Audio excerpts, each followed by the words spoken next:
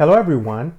My name is Richard Gentry, President and founder of RG Strategic Interventions LLC.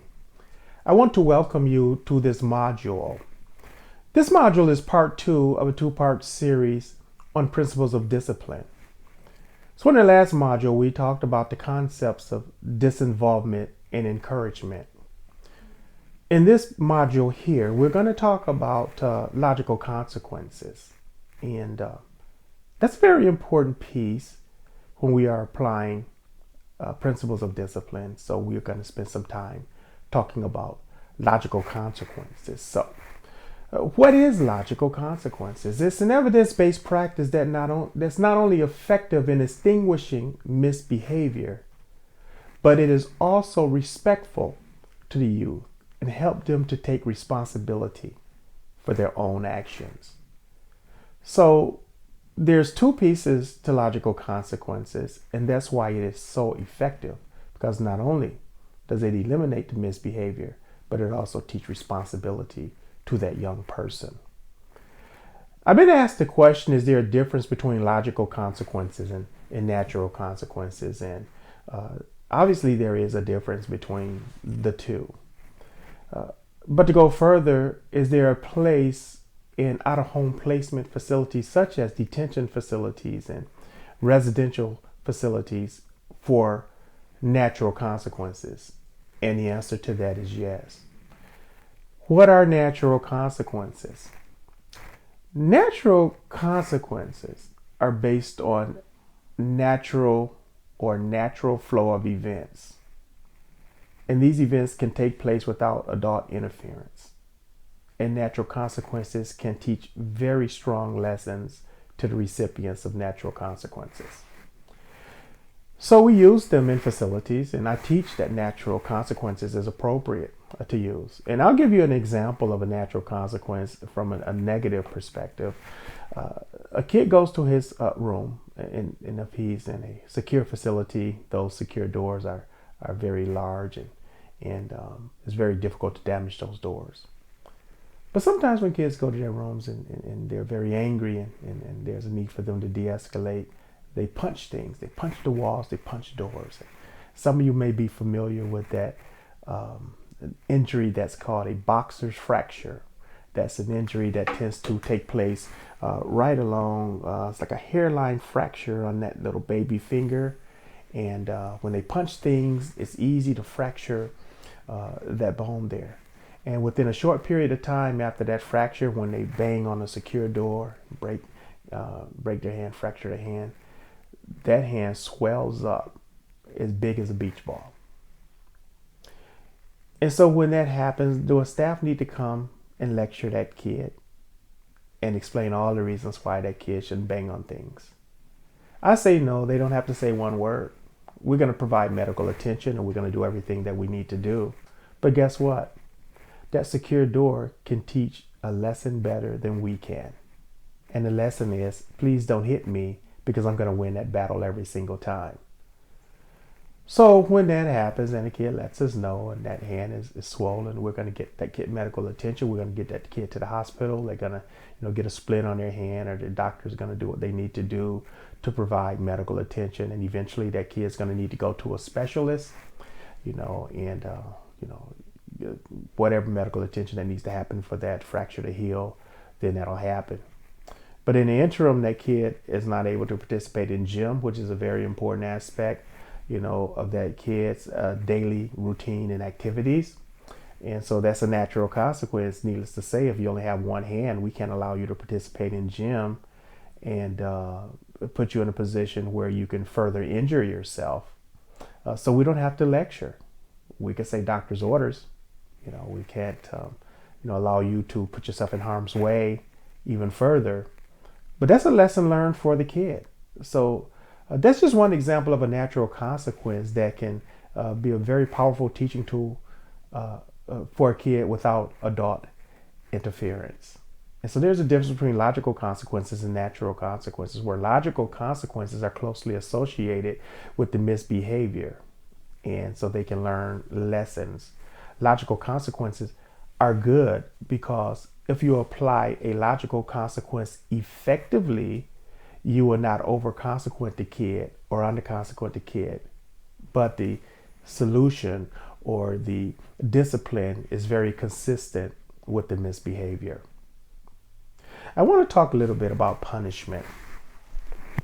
In so many of our juvenile facilities and applications, when we're working with juveniles, we tend to employ these punitive adult correctional approaches. And so basically, our juvenile facilities and juvenile programs are very similar to what happened in adult prisons. And we know from research that approaching juveniles in an adult type fashion is ineffective and counterproductive.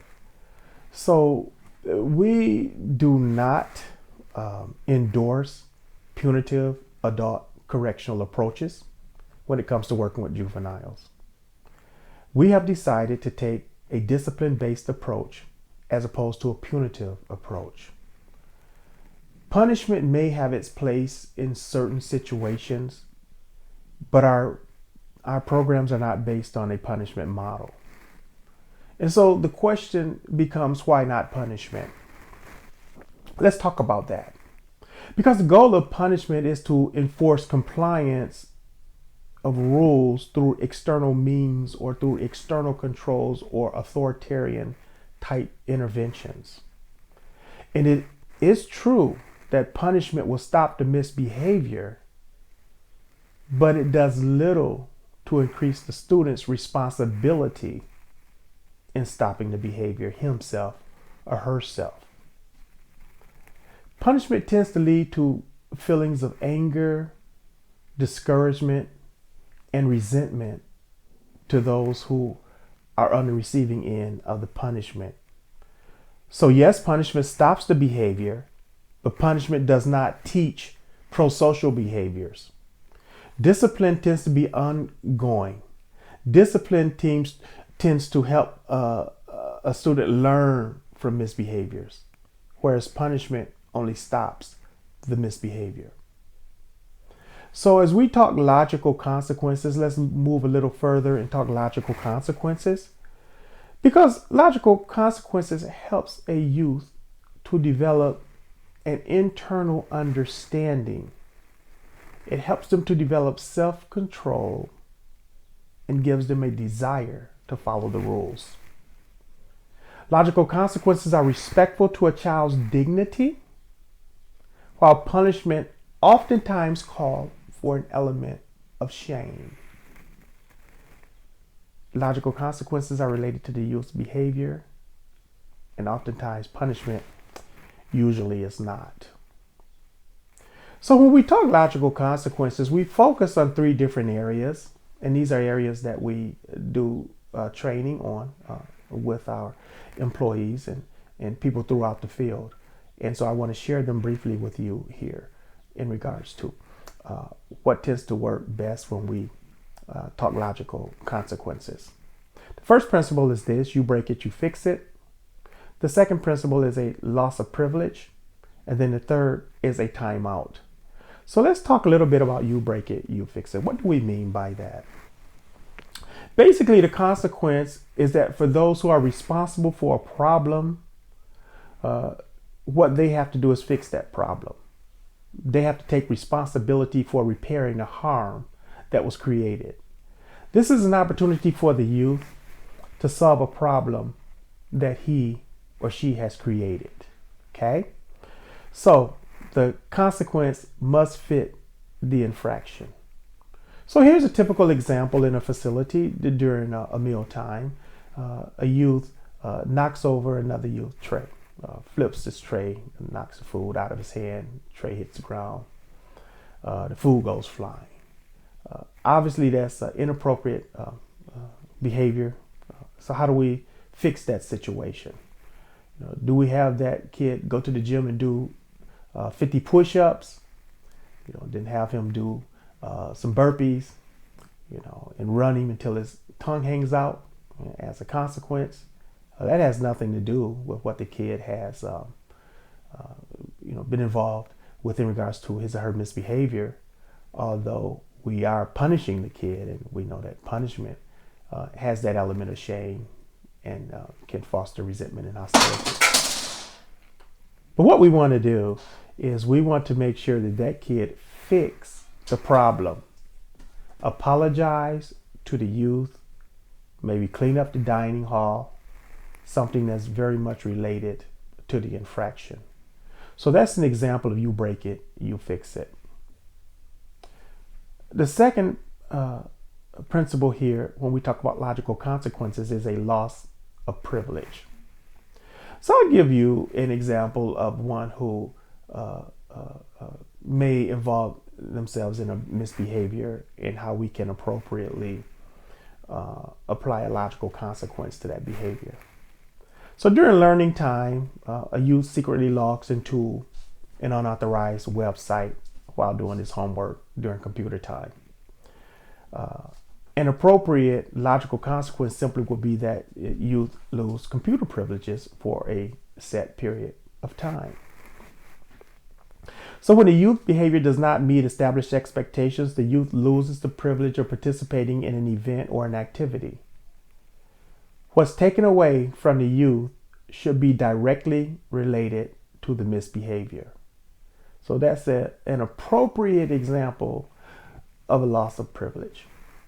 And finally, let's talk about timeouts, okay? So when we talk timeouts with teenagers, people often think, well, that's for kids. Timeouts are not for teenagers. Teenagers will not take timeouts. And that could be a very humiliating event. So let's explore that. Timeout as a logical consequence. So there's times where kids misbehave in groups. And the traditional approach is anytime we deal with the kids, we send that kid down and lock them in their room. Something like that.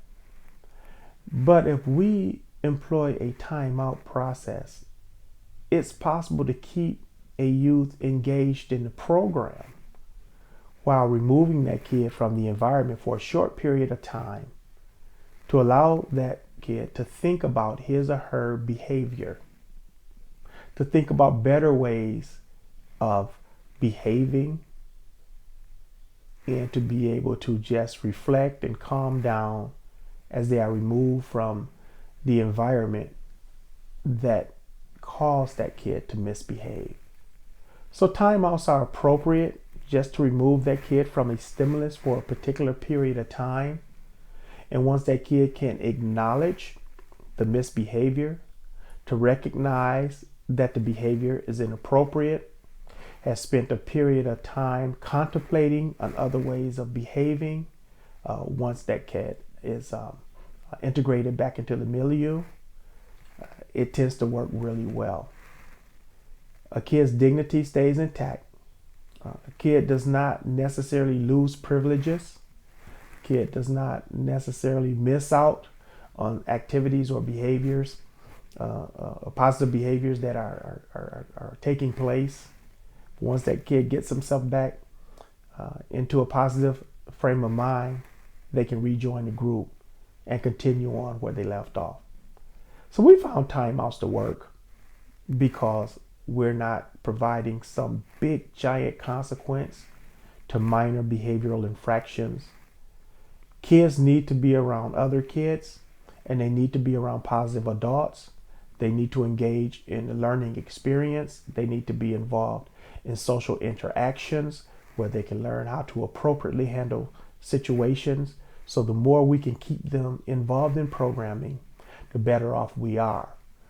So timeouts give us that option, that removing a kid just for a short period of time until they can refocus, and then they're back into the environment where they can grow and learn and become more competent and able to deal with things they need to deal with in a more appropriate way.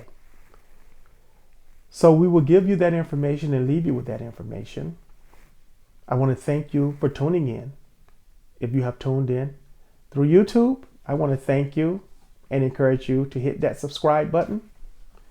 If you have checked in with us through my website, which is RG strategicinterventions.com. I want to thank you for that as well. And as you scroll around the website, you'll see many different modules and many different presentations, and you'll be able to gain more insight and knowledge as to the functions and role of RG Strategic Interventions. So feel free to do that as time permit for you. And until then, we look forward to you tuning in the near future. Thank you.